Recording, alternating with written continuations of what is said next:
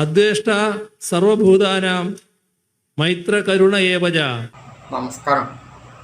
ഇഡിക്ക് അന്വേഷണം തുടരാം എന്ന് പൊതുസമൂഹം വളരെ ഉദ്യോഗത്തോടെ ശ്രദ്ധിച്ചുകൊണ്ടിരുന്ന ഒരു കാര്യം ഹൈക്കോടതിയുടെ ഡിവിഷൻ ബെഞ്ചിൻ്റെ വിധി വന്നിരിക്കുന്നു. അതായത് ഇ അന്വേഷണം തുടരാം. നമുക്കറിയാം, കഴിഞ്ഞ ദിവസം മുൻ മുഖ്യമന്ത്രിയായ ശ്രീ പിണറായി വിജയൻ്റെ വീട് ഉൾപ്പെടെയുള്ള 12 ഇടങ്ങളിൽ ഇ റെയ്ഡും അതിനെ സംബന്ധിച്ചിട്ടുള്ള പ്രശ്നങ്ങൾ ഉടലെടുത്ത് കഴിഞ്ഞ് പൊതുസമൂഹത്തിൽ ഏറ്റവും കൂടുതൽ ചർച്ച ചെയ്തു വന്നിരുന്ന ഒരു സാഹചര്യത്തിൽ സി എം ആർ എൽ എന്ന കമ്പനി, ആ കമ്പനിയാണ് ഇതിനകത്ത് ഒന്നാം പ്രതിയായിട്ട് വരുന്നത്. സി എം ആർ എൽ എന്ന കമ്പനി ഹൈക്കോടതിയിൽ ചെന്ന്, അന്ന് നിലവിൽ ഹൈക്കോടതിയുടെ ഉത്തരവ് പ്രകാരമാണ് ഈ അന്വേഷണം തുടർന്ന് വന്നിരുന്നതെങ്കിൽ പോലും ഇവിടെ സിംഗിൾ ബെഞ്ചിൻ്റെ വിധിയായിരുന്നുകൊണ്ട് അവർ അപ്പീൽ കൊടുത്ത് ഡിവിഷൻ ബെഞ്ചിൽ അപ്പീൽ കൊടുത്തിരുന്നു.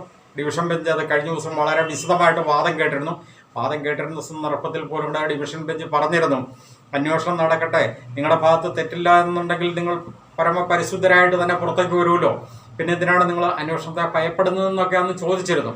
പക്ഷേ എങ്കിലും അങ്ങനെ വാദം പൂർത്തിയാക്കിയ വിധി പറയാനായിട്ട് ഇന്നത്തേക്ക് മാറ്റി വെച്ചിരിക്കുകയായിരുന്നു. 5-ാം തീയതി വെള്ളിയാഴ്ച വിധി പറയാനായിട്ട് മാറ്റി വെച്ചിരുന്നു.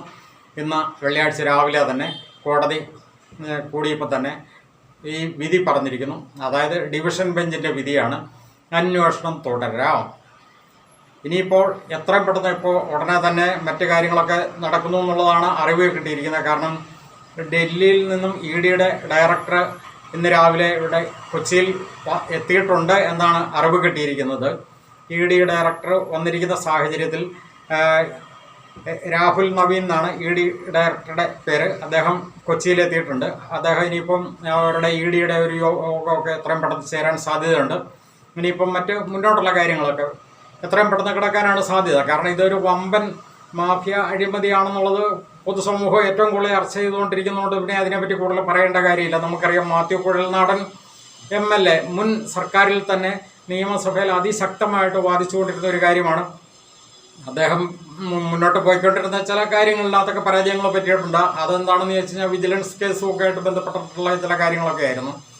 അതോടൊപ്പം തന്നെ BJP നേതാവായ PC ജോർജിൻ്റെ മകൻ ഷോൺ ജോർജ് കോടതിയിലും കാര്യങ്ങൾ നീക്കിയിരുന്നു.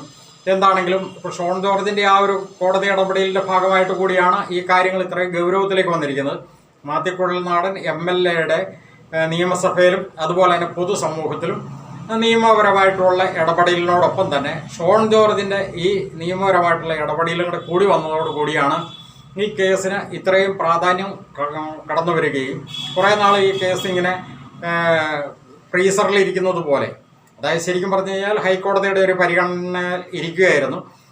അതിനുശേഷമാണ് ഈ കഴിഞ്ഞ ഹൈക്കോടതി ഇത് അന്വേഷണം തുടരാം എന്നൊരു വിധി പുറപ്പെടുവിക്കുക. അതായത് 26-ന് ഈ കഴിഞ്ഞ മെയ് 26-ാം തീയതി ഹൈക്കോടതിയുടെ സിംഗിൾ ബെഞ്ച് ഇ ഡി അന്വേഷണം തുടരാം എന്നുള്ള വിധി പുറപ്പെടുവിച്ചതിൻ്റെ പിറ്റേ ദിവസമാണ് കേരളത്തിൽ മൊത്തത്തിൽ ഒരു 12 ഇടങ്ങളിലായിട്ട് റെയ്ഡ് നടന്നത്. അത് നമുക്കറിയാവുന്ന കാര്യമാണ്. മുൻ മുഖ്യമന്ത്രിയായ ശ്രീ പിണറായി വിജയൻ്റെ വീട് ഉൾപ്പെടെ, അതുപോലെ തന്നെ വീണ വിജയൻ ഇപ്പോഴത്തെ ഭർത്താവായ മുൻ മന്ത്രി മുഹമ്മദ് റിയാസിൻ്റെ വീട് ഉൾപ്പെടെ, അതുപോലെ തന്നെ കരിമണൽ കർത്തായുടെ ആലുവയിലുള്ള വീട് ഉൾപ്പെടെ, അങ്ങനെ മറ്റ് പല സ്ഥലങ്ങളിലായിട്ട് മൊത്തത്തിൽ 12 ഇടങ്ങളിൽ റെയ്ഡ് നടന്നു.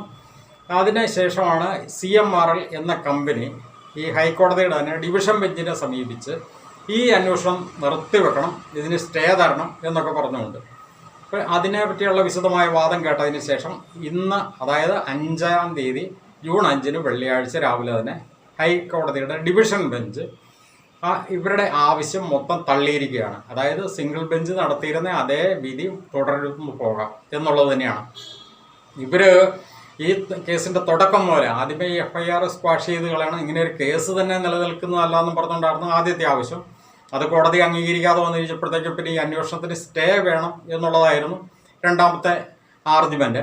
അതും കോടതി അംഗീകരിച്ചില്ല. മൂന്നാമത്തെ ആർഗ്യുമെൻ്റ് ഈ സിംഗിൾ ബെഞ്ച് അനുവദിച്ചിരിക്കുന്ന വിധി, അതായത് അന്വേഷണം തുടരാം എന്ന് അനുവദിച്ച ആ ഒരു വിധിക്ക് അപ്പീൽ പോകാനായിട്ടുള്ള സാവകാശം വേണമെന്ന് അവർ പറഞ്ഞിരുന്നു. അതും കോടതി അംഗീകരിച്ചില്ല. അങ്ങനെയാണ് അന്വേഷണം ആയിട്ട് മുന്നോട്ട് പോയത്. ഈ പ്രാവശ്യം ഇതുപോലെ തന്നെ ഡിവിഷൻ ബെഞ്ചിൽ വന്നു കഴിഞ്ഞപ്പോഴത്തേക്കും ഇന്നിപ്പോൾ, അതായത് ഈ 5-ാം തീയതി വെള്ളിയാഴ്ച രാവിലെ ഡിവിഷൻ ബെഞ്ച് വിധിച്ചിരിക്കുന്ന ഈ വിധിയിലും ഇതേ ആവശ്യങ്ങൾ തന്നെ ഇവർ വീണ്ടും ആവർത്തിച്ചിരിക്കുകയാണ്. അതായത് സ്റ്റേ നടക്കുകയില്ലെന്നുകൊണ്ട് കോടതി ഓൾറെഡി വിധിച്ചു കഴിഞ്ഞു. അപ്പോൾ ഇനിയിപ്പോൾ ഇവർ പറഞ്ഞിരിക്കുന്നവർക്ക് സുപ്രീം കോടതി പോകാനായിട്ടുള്ള സാവകാശം വേണം, അതുവരെയും അന്വേഷണത്തെ ഒന്നും മരവിപ്പിച്ച് നിർത്തണമെന്ന് പറഞ്ഞു. പക്ഷേ ഡിവിഷൻ ബെഞ്ച് പറഞ്ഞു അതിൻ്റെ ആവശ്യമില്ല എന്ന് പറഞ്ഞു. അപ്പോൾ ഒന്ന് ആലോചിച്ച് നോക്കണം.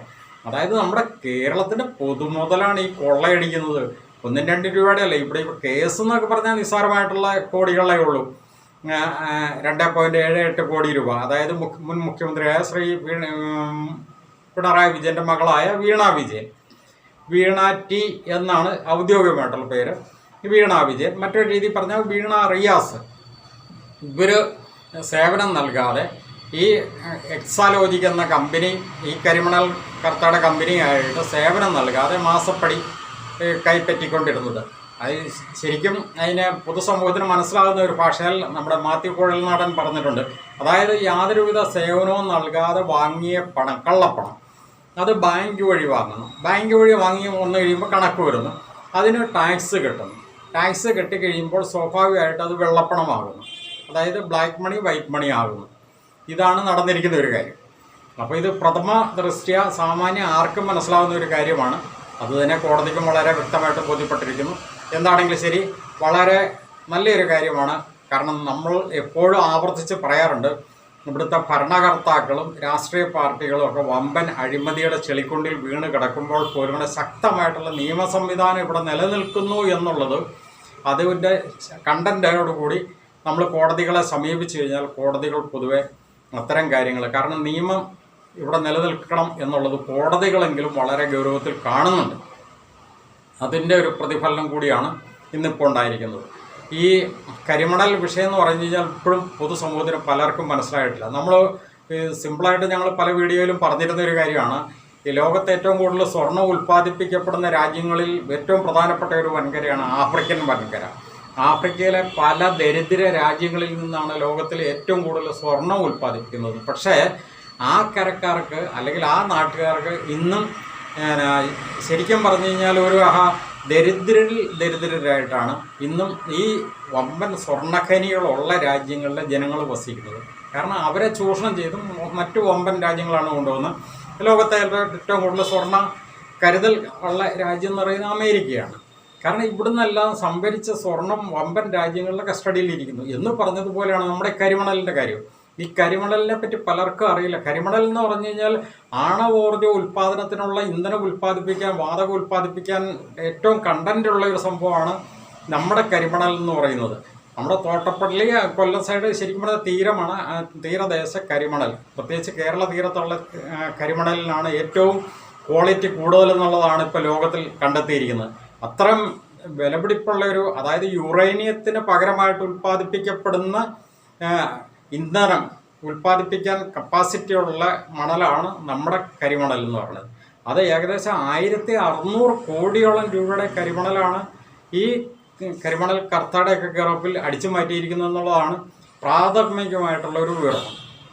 അപ്പോൾ അത്രയും വലിയൊരു കൊള്ളയാണ് ഇവിടെ നടക്കുന്നത്. ഈ കൊള്ളയ്ക്ക് എല്ലാ രാഷ്ട്രീയ പാർട്ടി ഒത്താശ കൊടുത്തിട്ടുണ്ട്. അതുകൊണ്ടാണ് ഇത് ഈ കരിമണൽ കർത്തയുടെ ഒരു ഡയറി അന്ന് പിടിച്ചെടുക്കുക. ആ ഡയറിക്കകത്ത് പല പേരുകൾ വന്നത് നമുക്കറിയാം. PV എന്നുള്ള പേര്, ആ PV എന്നുള്ള പേരാണ് പിണറായി വിജയൻ എന്നുള്ളതിൻ്റെ ഷോർട്ട് ഫോമായിട്ട് കണ്ടിരുന്നത്. അത് പിണറായി വിജയൻ നിഷേധിച്ചു. PV എന്ന് മാത്രമല്ല, PV ഉണ്ട്, RC ഉണ്ട്, OC ഉണ്ട്, PKK ഉണ്ട്.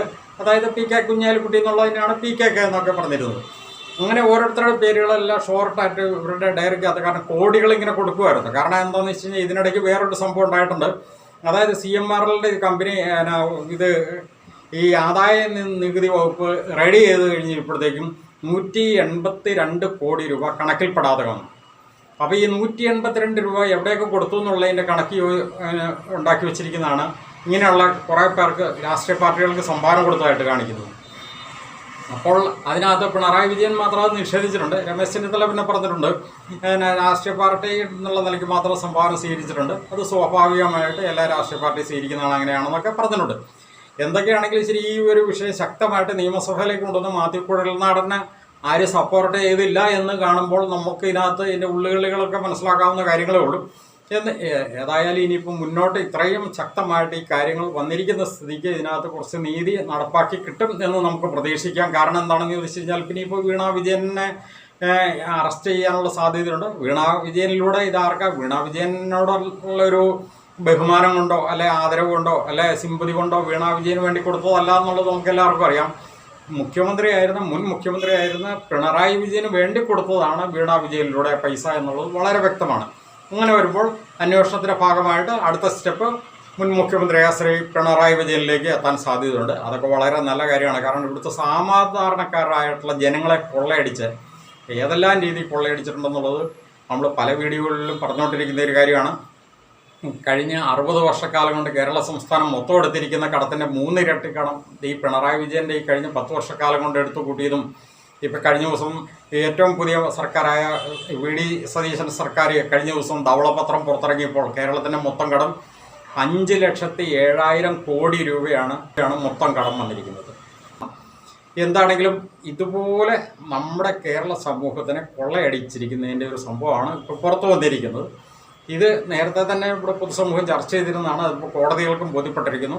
ഇനിയും അന്വേഷണങ്ങൾ, കാരണം ഇതിനകത്തെല്ലാം വമ്പൻ മാഫിയകളും വമ്പൻ സ്രാവുകളുമാണ് ഇതിനകത്ത് പ്രതികളായിട്ട് വരുന്നത്. അതുകൊണ്ട് കേസുകൾ അട്ടിമറിക്കപ്പെടാതിരിക്കാനായിട്ട് പൊതുസമൂഹത്തിൻ്റെ ജാഗ്രത എപ്പോഴും വേണ്ടതുണ്ട് എന്ന് മാത്രം പറഞ്ഞുകൊണ്ട് ഇപ്പോൾ നിർത്തുന്നു.